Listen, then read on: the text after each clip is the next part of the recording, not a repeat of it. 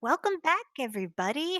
This is Natara, your host for this very, very exciting run of Legend of Zelda Link's Awakening Reverse Boss Order. And running this for us with 3 hearts only, thanks to your donations, is MyOhMyke. Hello, Okay. I'm ready to get started. If you guys are all set, Yeah, I'm all set. You are. okie dokie. 3, 2, 1, go. So this is clearly not the Switch remake. By the way, I hope that's not disappointing for anybody out there in chat. This is the original Game Boy release of the game, which has access to a few more tricks and glitches that I'll be taking advantage of throughout the run. One of which we're going to use right off the bat to make our way down to the beach and grab the sword. If everything goes correctly, we shouldn't be. Well, I would miss the first one. If everything goes well, we're not going to be seeing the owl at any point during the speed run. You don't need to talk to him. You already know what's going on. See if I can hit a screen warp here. Then I can tell you how it's supposed to go. There we go. So it's not a frame perfect trick. I made it look a little bit more difficult than it actually is there. But screen warping, very easy to do. You just want to open up the map screen on your select button. Just as you're moving from one room to the other, you'll see that Link will stay in place, but the room he's in will change, and some of the sprites will move with you. That can include enemies, that includes the sword and other items. A lot of it depends on your timing. Let's fix this one. So I'm gonna head south off the bottom of the world map here. I'm gonna save and quit there. The next time I open up the map, you'll notice on the top left corner, I've got that one tile unlocked. They're on the northwest part of the map, which is the room, if you will. It's the area that has the warp zone by Dungeon 8 in it. So when we start, go away. When I start diving through dungeons, I'll be able to get up there very, very quickly. Because I screen warped off of the bottom row of the map and just wrapped around the map to the top part. You can also wrap horizontally, but I think it changes your row. So depending on how well you know the map or which map you're on, I can make it a little bit harder to navigate that way. If things are not connecting the way you think that they should. That may be the reason why. But I don't visit the Kennel World as often as I used to in this run. If you're familiar with the game, you'll notice I'm just passing through Dungeon 1 very casually here. I needed to kill those 3 slimes in the cave a little while ago to make the Kennel World work the way that I need it to. The staircase I used to get into Dungeon 1 will only work if I've killed 3 enemies before I go into the Kennel World. And I'll be doing the glitch again in a little bit. It's just going to take me someplace completely different next time. But for this first trip, I'm going to take out 3 enemies, way over to Rock's Feather and the Power Bracelet. That's going to get me... Go ahead. Just to quickly explain, we are actually going to be starting like with Dungeon 8 first and working our way back from there. We can't actually get to the rock, the windfish and stuff in there yet. So we will be doing that last still. Right. I could sneak my way in there if I wanted to, but then I would roll the credits and then I'd play the rest of the game. And that's doesn't feel like a good way to end a run. Like, hey, I beat the Dungeon 1 boss. There are no credits. There's just some text on the screen. Oh no, thief. Yeah, so much for the super secret ending. For not getting killed in the run. Oh no. And yes, we did meet the donation incentive for 3 hearts. But first, we have to rob things. And I think on the Switch version, they've actually made it so you can just do a 3-heart run naturally. You can just ignore the item drops from the bosses. But on the Game Boy version, I've had to actually just patch out the lines of code that add a piece of heart. Not that add a piece of heart. I had to patch out the line of code that actually adds a heart to your health meter. So we're still going to be picking up 100% of the items. The pieces of heart are just not going to do anything.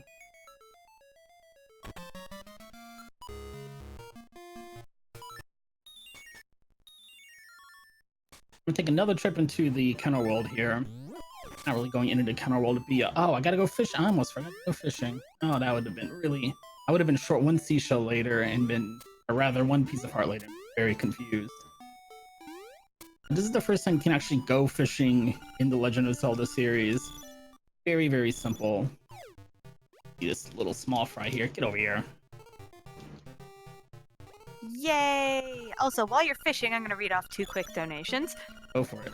So we have $25 from Ash the Husky saying, "Squishy Cloud for starter, please," which puts Mallow currently in the lead with $35. So that's going to be awesome. We're almost definitely getting a Squishy Cloud. And we have a $20 donation from Miria saying, "Meow," and that puts Meow Meow in the lead for the file name. So this is going to be excellent. If you go through the doghouse glitch without defeating any enemies, rather than putting you in the Kenner world, it sticks you out here by Gopango Swamp, by the Dungeon 2 entrance. I'm gonna do a little bit out of bounds here in Dungeon 2 to get quite a few items. That and after I'm done here, it's off a little bit. It's gonna be better just go back to start here. I'll be able to explore anywhere I want to in the game after I'm done here. You can see there, hopefully won't see it again. Screen warping isn't a frame perfect trick, but if I want to go through a solid wall, for example, the timing is very important, because if your timing's a little bit off, Link will move just a little bit before the screen changes over, and that can leave you off of the screen transition like it did there. I also want to note, I did start learning this run, and I hope to get back to it eventually. And Mike makes this look ridiculously easy. Like, the little sensitivities he keeps talking about are just so tricky. You know, just one little pixel off, and you're not going into a room you should be, and you've mucked up your entire thing. So he also knows the maps well enough to accommodate when he misses something.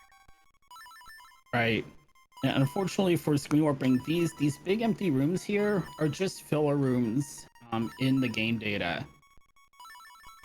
And it can be hard to tell if I'm even getting my screen warps there, but if I drop a screen warp there, there's not really a way to recover. There we go. Oh no! Uh-oh. Just have to wait for it to stop. Alright, well that'll work. So one of the other side effects of screen warping is I dragged some enemies into the room with me. And when I'm being drawn in by the gravity, I can't jump off of the top of the cliff. That could have been a lot more disastrous than it was, though. I was able to just sneak off the bottom of the screen.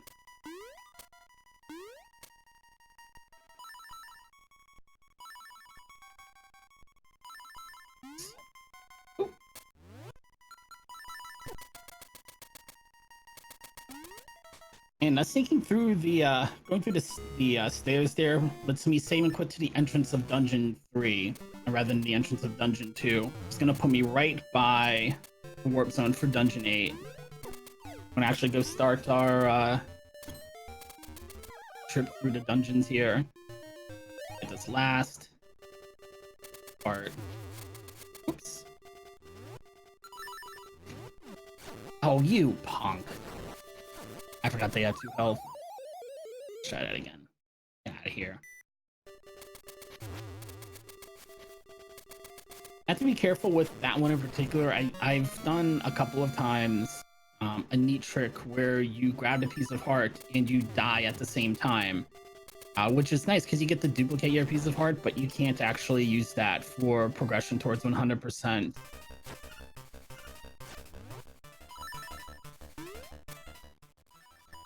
Hey, Blano. Oh. Oh, alright, good.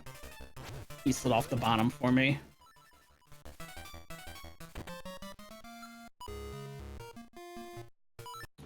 Let's go.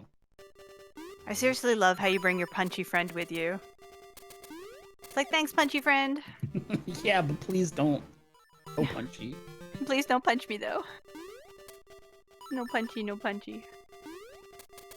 Because I've changed the route a little bit, I don't actually have any magic powder. And taking another trip to the counter world would be very time consuming, so I'm just gonna grab the ammo there.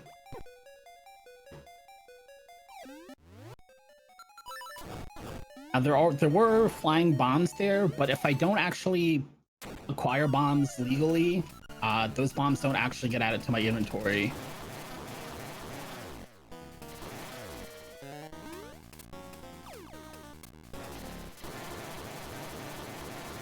Oh. There we go. That boss has act a little bit funny with his hit point pool. Sorry.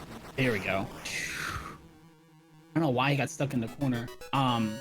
If you catch the timing just right, you can actually underflow his hit points, and then you can't kill him. You can just sit there spamming him with the fire rod over and over and over again, and eventually the sprite will just disappear, but it won't actually count because you didn't take his health to 0. You just made the sprite disappear, and the game doesn't know what to do with that at that point. And to answer your question, yes, we need to do the fetch quest, but not completely. Not in the intended manner, certainly. Correct. We're not doing 100% of the fetch quest. We're also not gonna do 100% of the seashells. 100% has very arbitrary definition. Ooh, in this game in particular.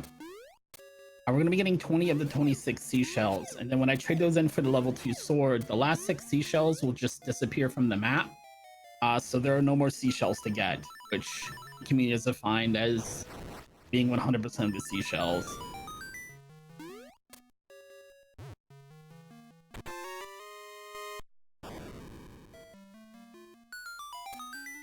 Something else to keep in mind with these treasure chests I'm visiting out of bounds is item duplication is also banned in 100%. One of the few things you really can't do in this category, but if I were to go to those chests, vanilla, air quote, if I go to where they actually are by legal means, the chests are going to be open. So I'm not duplicating the chests, I'm just getting to those rooms in an unintended way. Oops, that is not the bracelet.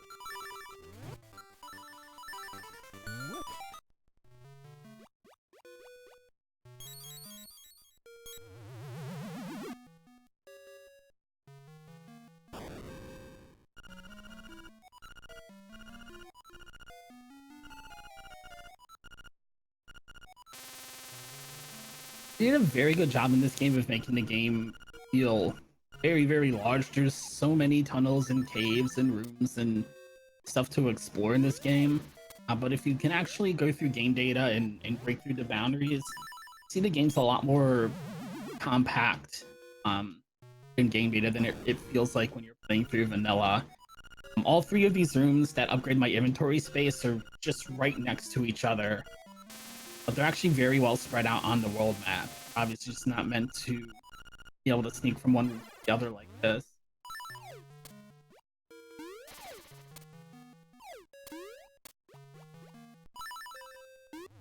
The same thing goes for any of the tunnels and caves. Being able to go out of bounds in the original Link's Awakening really adds a lot of shortcuts and things to the game.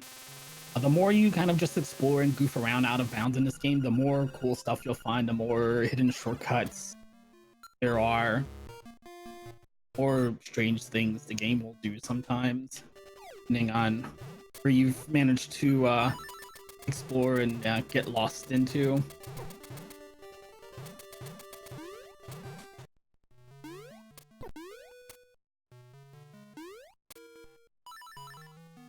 To be careful with this sequence because of the cracked tiles. When I screen warp from one room to the other, that does not reset the counter for them to break underneath of me. And it's very easy to get yourself stuck in a loop where you're respawning on top of the hole you just created until you run out of health and game over. Sugar. Goodbye forever.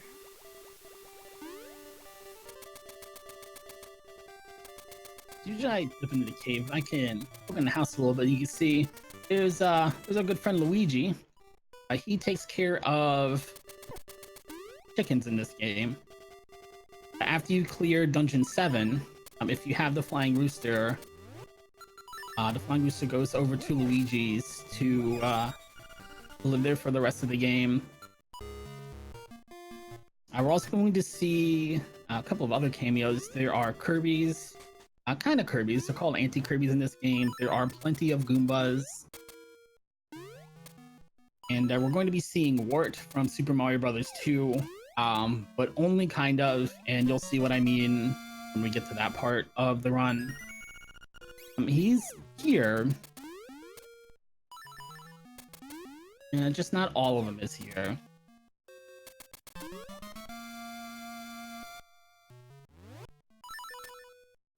So I'm noticing you are picking up hearts, but it's not affecting anything. Did you have a custom ROM here for that? Yeah, I actually, the first live speedrunning event I ever went to was Speedrunning Expo 2 or 3 years ago now. And I was just bored in my room and I decided to take a stab at trying to figure it out in BGB. And I was able to disable all of the pieces of heart from actually adding your maximum heart count, except for the one you get from the fishing mini game. And I'm not saying it's impossible. I don't know how to do that kind of stuff well enough to figure it out. I think somebody else might be able to figure that one out for me. I was able to knock it out in leaving, just kind of goofing around in the emulator with the debugging feature in BGB. I know for Link's Awakening DX, somebody had made a patch for that as well, but it works a little bit differently there. Rather than just coding out the there we go. Rather than just coding out the pieces of heart working, the doors in the boss rooms will just open up if you push a switch, so you can move on with the game. Because otherwise, the game makes you pick up pieces of heart. Also, Moblin Marin, best Marin. Absolutely.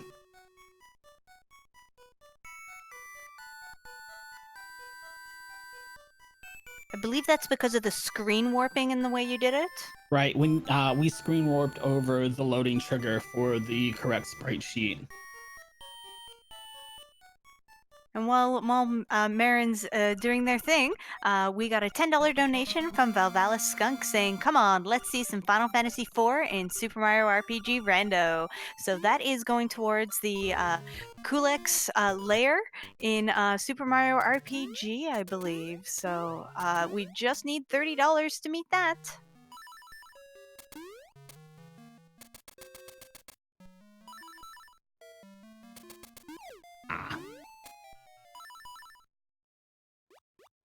Can I get screen?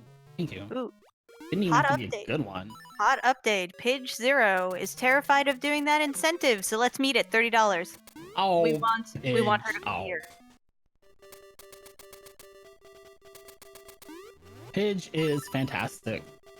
Pidge is amazing. I think I am the biggest Pidge fanboy south of the Canadian border. I'm definitely looking forward to that run. I'm looking forward to a run so much that when I looked at the schedule to begin with, I didn't even see my name on the schedule because I saw Pidge was after. I was like, oh my god, we're gonna get to watch Super Mario RPG. This is great. And it's right after yours. It wasn't until a couple of days later I realized, wait, I'm also on the schedule. I need to get ready for this run. That's amazing. Listen, we only make so happy. We only make those awesome people suffer because we know they're awesome. Give me a heart. Woo!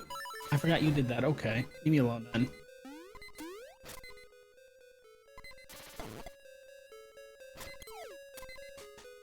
So there's our level 2 shield, the mirror shield. Already done what we need to do with the mirror shield, so we're just picking that for 100% progress. And now we're going to try Natara skip, which my good friend here on the microphone, Natara. Oh, we got the whole thing. There we go. Nice. I have to tell the story of how I found this. Absolutely. So I was learning this run, and the instructions were to screen clip right like 3 different times. And when I was making my notes, I wrote it down as screen warp left 3 different times. So I started doing it. And I was like, something weird's happening. It's not quite working out right. And then I was like, oh, hey, I'm at the boss. And Mike was like, oh, what? Because he was watching my stream while I was doing it. He's like, I didn't know you could do that. I was like, you're welcome. So Yeah, enjoy the Natara skip.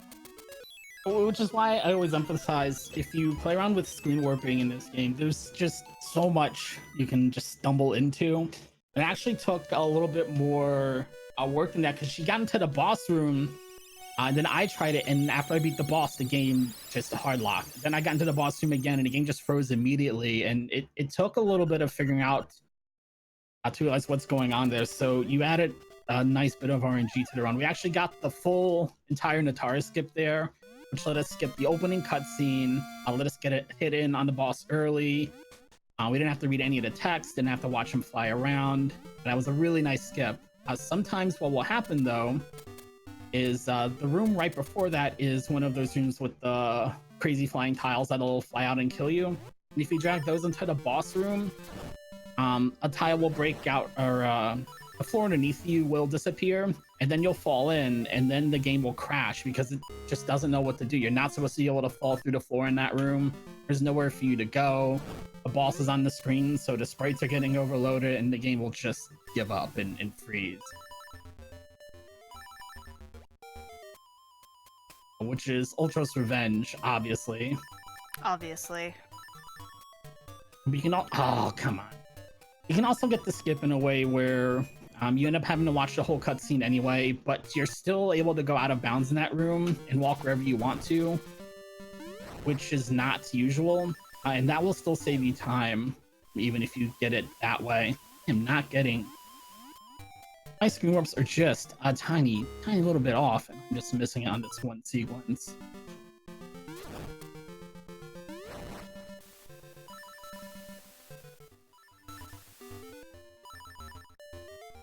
I missed it on the last screen warp last time.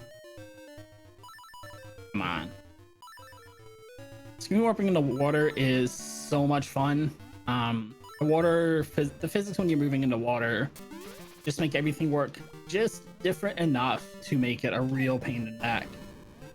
There we go.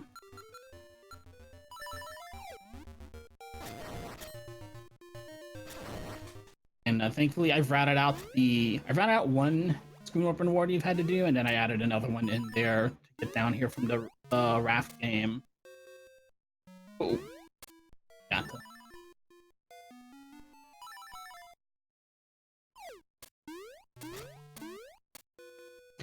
I'm going to be able to sneak into get my way into Dungeon 6 here without the key, but we're going to be picking up the Dungeon 6 key later. I am going to be picking up all of the keys. I'm just not going to be using about half of them.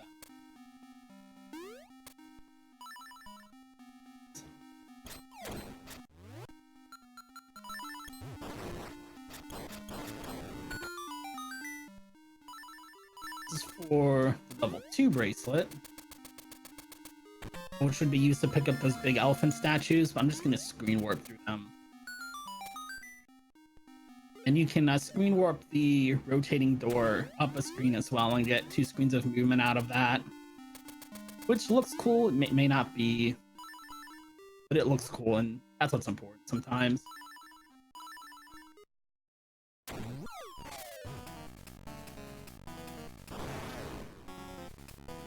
Oh! So the hitbox for this boss is active as soon as you enter the room, and it's possible to get 3 hits in before the boss fight really starts here. I better pull my shield out.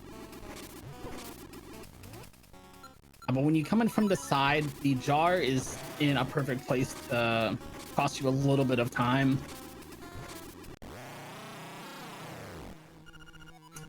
Getting the split here. Here we go.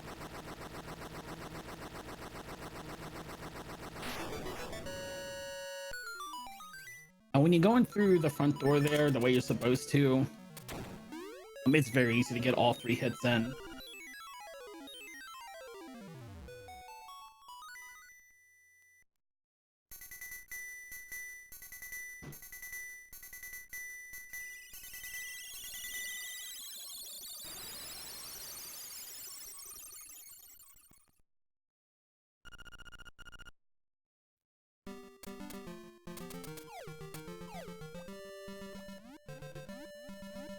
I really hate these two Paragoombas, but looks like they're gonna stay out of the way for me this time.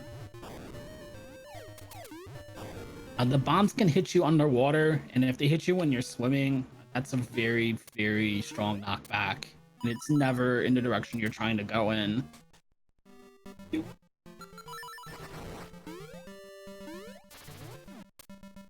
Ah.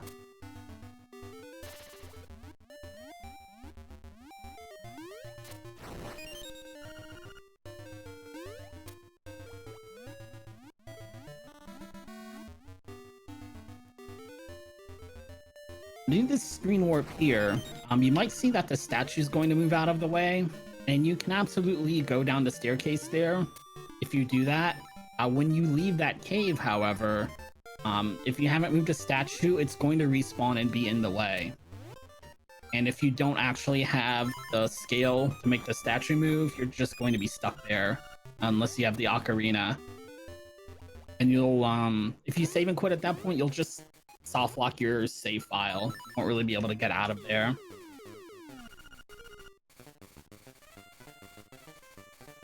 This is the one time we use the bomb trigger glitch in this category.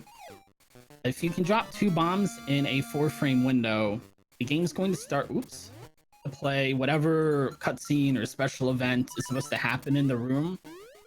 For that room, the special event is to give away the fishing hook to the fisherman, and he fishes up what was definitely the mermaid's necklace in American release. It may have been the mermaid's bikini top in the Japanese version. But we totally get to make that trade even though I don't have the fishing hook, and that's going to let us skip pretty much the entire trading sequence. I'm already on the last step for the Lens of Truth here. We're going to make our way to Dungeon 5 first and grab the boomerang after. I still have some things I need to dig up with the shovel, so I don't want to trade that away. And rerouting it so I can get rid of the shovel now adds a lot of time to the run, so we're going to trade away the hook shot for the boomerang as soon as we're done Dungeon 5. This door on the left is going to close as soon as I enter the room, unless I'm already standing in it. Sneak your way through the room without having to, without having to fight all the... Can I jump? There we go.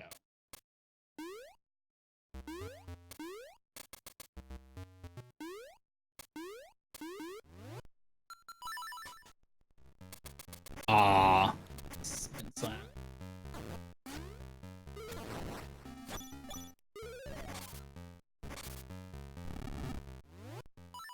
Get away. So when you solve the puzzle in the room on the right, the game doesn't drop a small key on the screen. It drops a hidden item on the screen, if you want to think about it that way. And the hidden item in this room is a small key. So if you just screen warp over to the left, the game's still going to put a hidden item on the screen, but the hidden item in the room on the left is the hook shot. That's going to let me skip 4 mini boss fights in Dungeon 5. There are 3 different bosses in all, and in order to get the hook shot, you have to fight one of the bosses 4 separate times, and just keep exploring the dungeon to find all of his locations. I'll let those count out. I'm pretty sure I'm stuck in the chest here. Yep. That's alright. And it's very important I can go get that small key in that puzzle room, because otherwise I can't really get out of the lobby.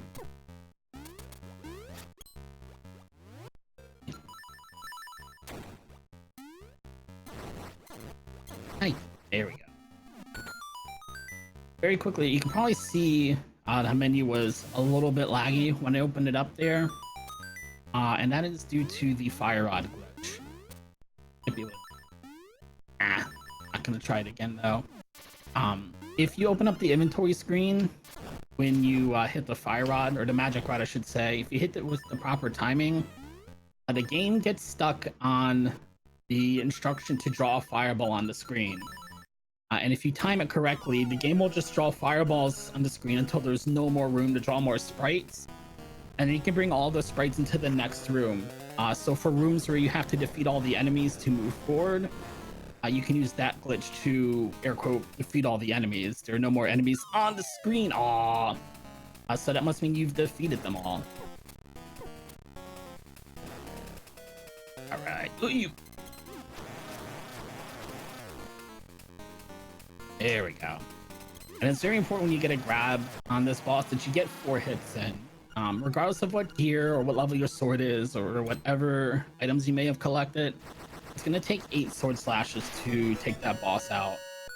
So you definitely want to cycle it if you can. I can remember to hit a split. If you let that fight drag on too long, sometimes you'll grab the boss and it'll be a fake and it'll just run around the room and explode. It can just get out of hand very quickly and not letting you want to advance.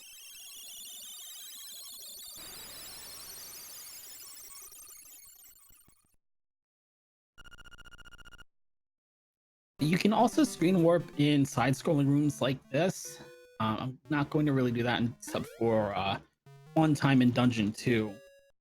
Because a lot of those just have invisible barriers on the side where even if you screen warp perfectly, it just will not let you go through for whatever reason. It's also harder to... you can't use Rock's Feather to shovel to buffer your position. That makes sense.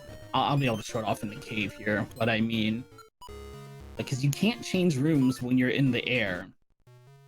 So if I want to make sure I'm lined up well, I'll jump into the side of the screen and then I'll know I'm as far over as I can possibly be without actually changing rooms.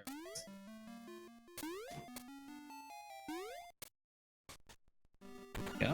I'm gonna get us the Lens of Truth, which is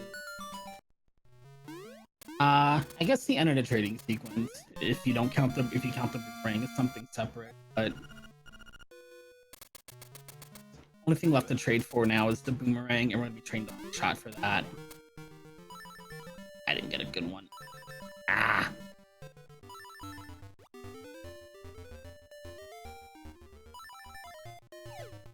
There we go. So those screen warps let us skip the big fat walrus, who's still over there asleep, waiting for Marin to come wake him up. In an inbound speedrun, you also skip the fat walrus, but you do it using a bomb trigger glitch, like I did for the trading sequence.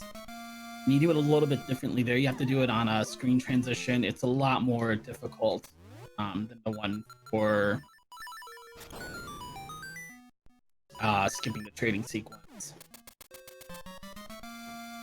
And, even in an inbounds run, you use the bomb trigger glitch quite a bit. You only pick up the ocarina in a 100% run. Anything you would use the ocarina for, you can use bombs for, which I'm sure makes some oh my gosh, A button. There we go.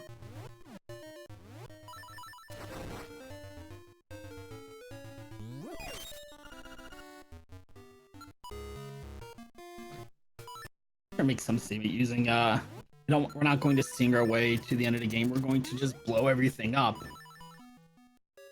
It's all a different statement. No. It's back up. I keep adding swimming screen warps to the run that I don't mean to. My hook shot. There we go.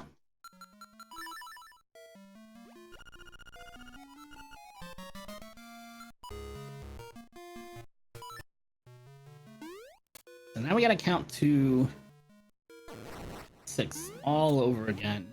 If I was using the magic rod, I need to be careful here about letting the sprite disappear.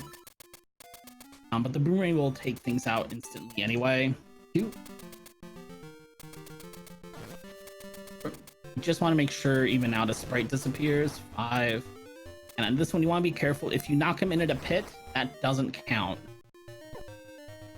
And if you miscount your enemies going into the kennel world, you can get yourself stuck in the kennel world.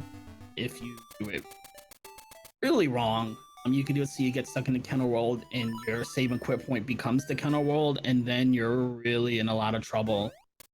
Because on that particular version of the kennel world, you can't really walk anywhere you want to, like I am right now. So you have a lot of screen warping to do to get yourself to a ladder or 2 stairs that actually work.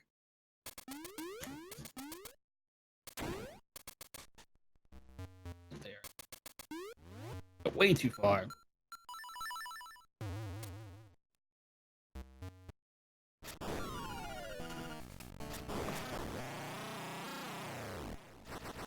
If you have a chance, could you take a moment to explain what the kennel world actually is for those who are new to this run? Yes, when you go through the door for the doghouse backwards, the game doesn't really know where the door is supposed to send you at that point. So, split. And it's just going to drop you at 0, 0 on one of the 4 different maps that are in the game. And the map that it drops you on happens to be the map that contains not every room that's in every dungeon, but a fair amount of the rooms that are in a dungeon. Which is why some of it looks familiar. Like if you play the game, you'll notice that it drops you like right in the middle of Dungeon 2, because in the middle of the world map, as it's stored in game data, the center room is just that one room in Dungeon 2. And the game's programmed to kind of grab rooms a little bit and piece it together to make a dungeon. It doesn't necessarily store the rooms in the way that you advance through them at all. Which is why even if you don't use the kennel world, if you just go out of bounds in a dungeon, sometimes the other dungeons are just loaded off screen a couple of screens, and you can get yourself from one dungeon to the other by going out of bounds. And then you'll carry like small keys over from dungeon 1 to dungeon 2 and funny things like that. You can have a hard time tracking your inventory if you do that.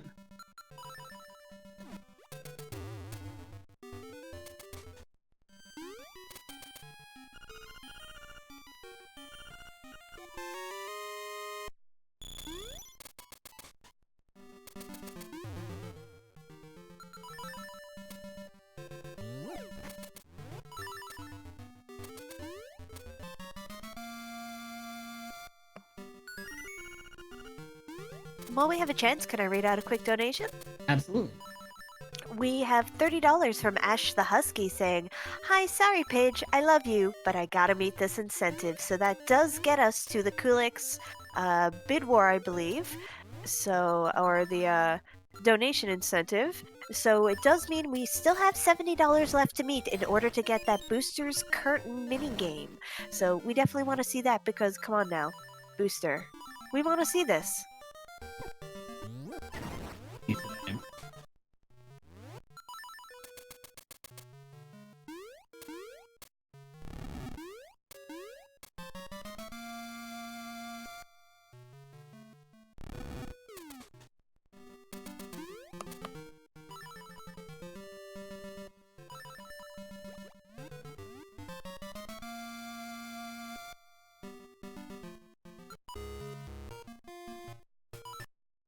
Don't I suffer enough as a Rano developer? Poor Pidge.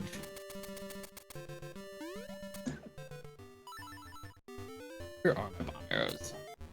Left, left. There we go.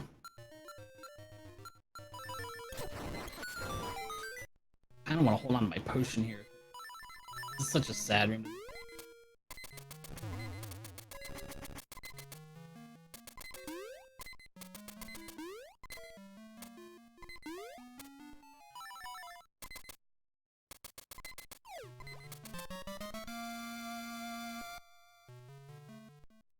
And we can start making our way down towards Dungeon 3.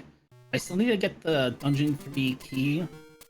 Usually you've got to go pick up the 5 golden leaves to unlock the tunnel, to get to the maze, to get your key. I'm just gonna screen warp over here.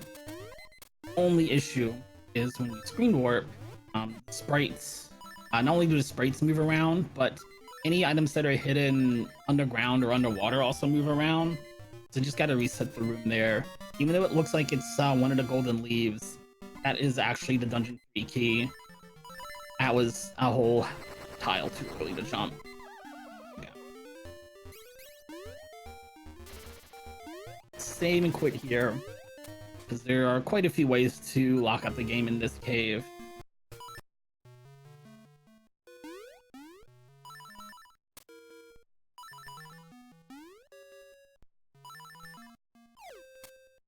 Seashells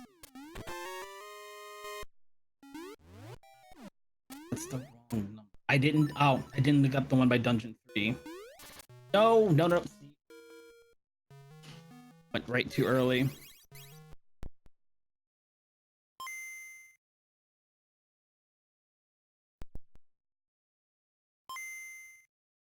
And I needed to do a console reset there to to skip that big long cutscene.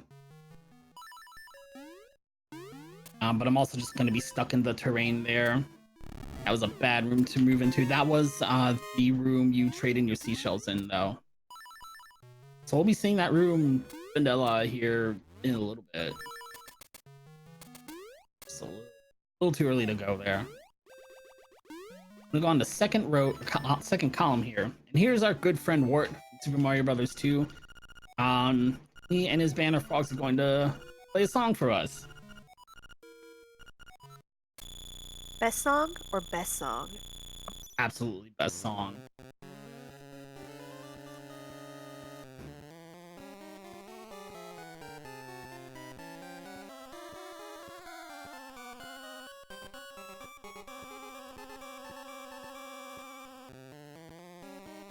Oh my god, there's such a bad day happening here. And there's this little skeleton playing along.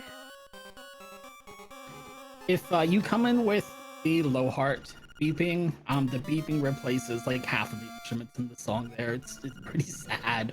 But the reason why I pointed out being on the second column there, already left the screen. I should have pointed out sooner. The top left corner has a broken tile on it, and it's not deactivated during the cutscene. You'll absolutely just keep falling into the pit until you run out of health during the concert. And then at the end of the concert, you don't get the song. You lose your 300 rupees, and you have to go get your 300 rupees all over again to watch the cutscene and finish up your 100% run, which is just not going to happen. We've already taken out the biggest chest in the game. There's not really a good way to replace 300 rupees. Which is another reason why I use save and quit going into that room to begin with, or into that cave to begin with, so I can just soft reset and go back if something silly like that happens.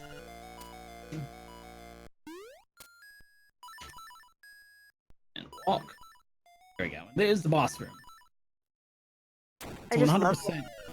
love 100% does not include dungeon keys and items like that in the dungeon.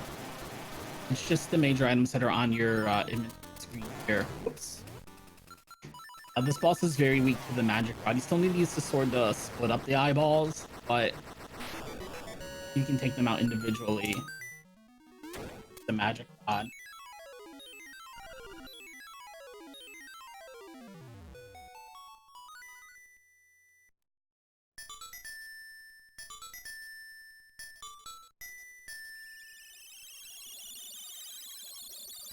This is the game. I am playing through GameCube through the Game Boy interface, rather than through the Game Boy or the player startup disc. On a speedrunning setup for GBI, and I'm playing on a Game Boy Advance actually through the, whatever you call that link cable for it. Because I really do not like the GameCube controller. I know that controller is never going to die because of Super Smash Brothers and everybody really loves that thing, but I just don't like it. I especially just don't like the D-pad on it. I'd much rather play on the Game Boy Advance.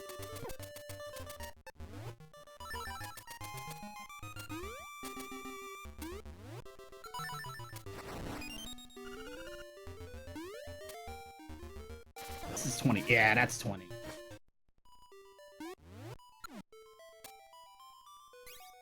You can run this on Super Game Boy 2. You can run it on... Let's see, you can run it on Super Game Boy, but yeah, you can run it on either Super Game Boy. Because this category in particular is run on the original Link's Awakening. I don't...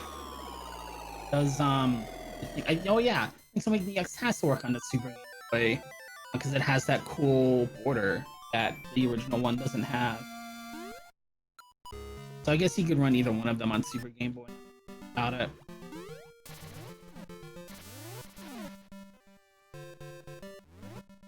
Come on.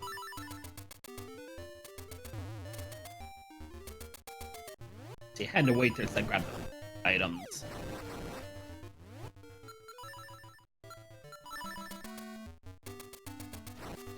Gonna be our last trip into the Kennel World. Goodbye, Kennel World. We'll miss you. And it's actually gonna drop us into Dungeon 2, which is actually where we're going for once. But I'm gonna need to get back inbound to real Dungeon 2.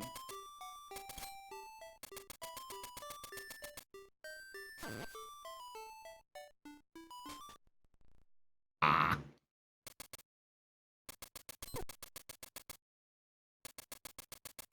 Here we go.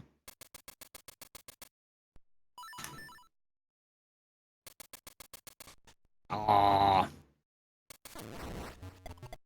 That as I don't know if I said this earlier, but it's a little bit harder to set up a screen warp on the platforming sections because they can't use the feather to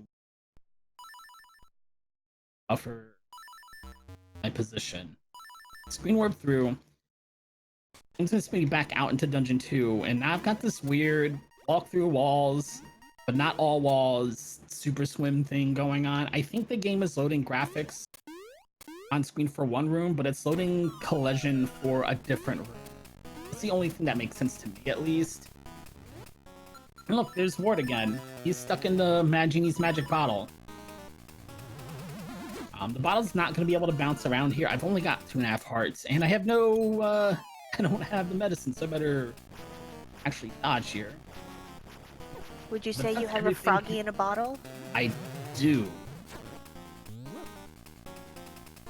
Since everything here kind of counts as out of bounds, you can break the bottle immediately, which is what happens if you throw the bottle out of bounds anyway. It's just a lot easier now because everything's out of bounds. Really gotta swim around and find a way to pick up the our container afterward. It's not as easy just walking up to it. There's a lot of weird collision going on in the room at that time.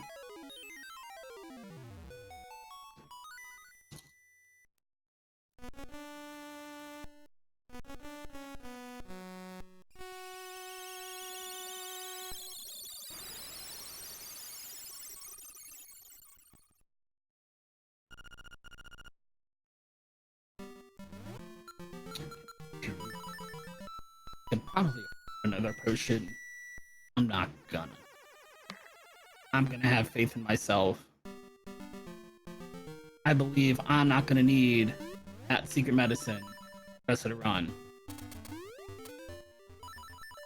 So just to let everyone know, this is probably going to be your last chance if you want a different starting character for Super Mario RPG Randomizer, other than Mallow, who's currently in a solid lead with the only money donated at $35, and the name for the file is currently going to be Meow Meow, sitting at $20. So those are the values you will have to beat if you want to change either of those.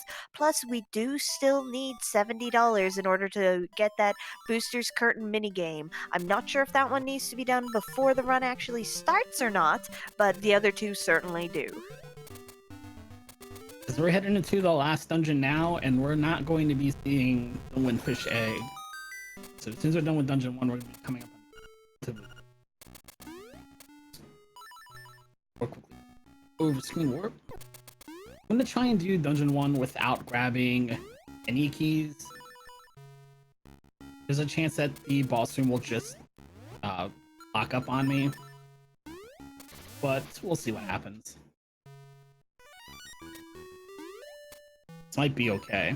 Sometimes this works out okay. Yep. So now I'm graphically, the game has me in between 2 different rooms. But make no mistake, the bottomless pits that are on the side that Moldorm's trying to knock you into, those are definitely still there. You'll see the door opens over there, but it's actually over here. Everything's just kind of off by half a screen or so, a quarter of a screen, I guess.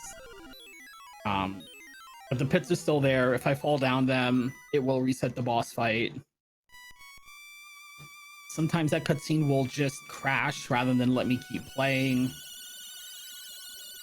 Sometimes you get in without anything happening, which is the faster way to go, because that little wibbly wobbly wavy music, whatever you want to call that, that does eat up some time. One more here to skip the owl. Boots.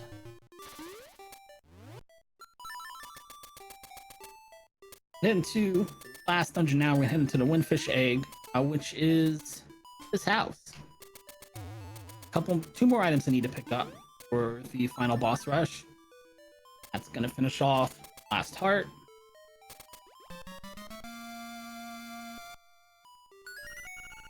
And I still need to go pick up the Dungeon 6 key from the Armo Shrine.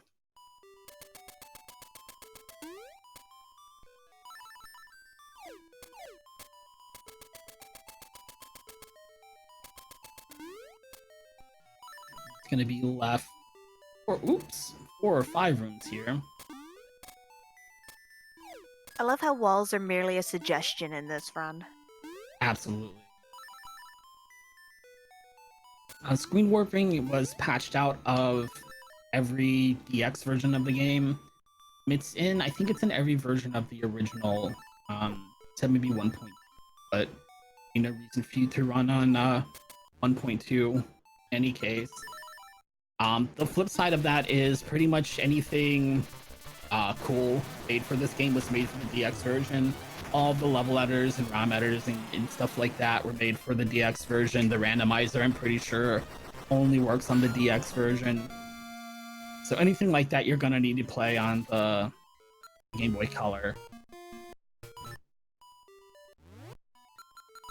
The original gets all the cool glitches still intact. The Kennel World does work in the DX version. You do the same thing to do the trick, but it works a little bit differently there.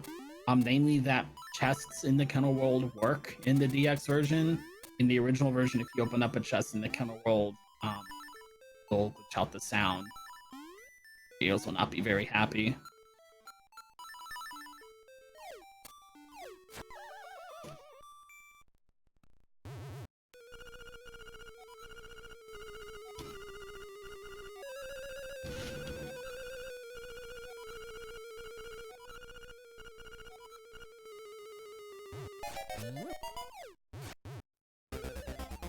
I'll go for a quick kill here. We go. Aww. I don't think I've ever gotten that marathon. No! Ay. Come here. That is sad. Yeah, very sad. The quick kill there works just as silly as it might have looked like it was. If you time your spin slash correctly and then just stab your sword into the blob, you can kind of keep it stuck on the end of your sword there, and if you wiggle properly, you'll be dealing damage to the boss over time. You'll probably notice that it only took 2 shots from the magic powder to defeat the boss. That's because I wiggled enough to deal 1 point of damage. So even though I dropped the trick, I still got some of the damage down that I wanted to. Oh, nice. So to And just if pop I in got the real right position. Go ahead. Just to pop in real quick for things we didn't miss, we got $70 from Ash the Husky saying, "My BF told me to fill out this donation. Sorry. Also, the way Paige does this strat never ceases to amaze me, so I believe we have met that incentive, so thank you so much." Mention is both quick kills. Got 2-minute PB the other day. That's where I left everything on the field apparently the other day. That's You gotta okay. tell the quick kill to chill. What? You gotta tell the quick kill to chill. Oh. So since we're on a 100% run, I happen to have the boomerang, which means I can take this last phase out in 1 hit if it ever wants to open up its eyeball. I didn't feel safe. Half art. You can see the hitbox there is a little bit goofy. Otherwise, you can use 16 arrows. If you're just completely insane and have all the patience and time in the world, you can use 16 bombs. But they have to explode with good timing for the eye to be open. It's going to be when the screen fades to white. It's a 5432, which I'll take that. GG. For 100% this boss order. Yeah, that was such a cool final boss. The whole boss rush feels a lot of fun to play through. for the end of a speed run. And this is all we're gonna see of the owl. What was it? No. We're ready to kick over to the break screen or kick over to Pidge. Well, awesome. Well, thank you so much for running that, and I hope everyone loved that reverse boss order as much as we both did.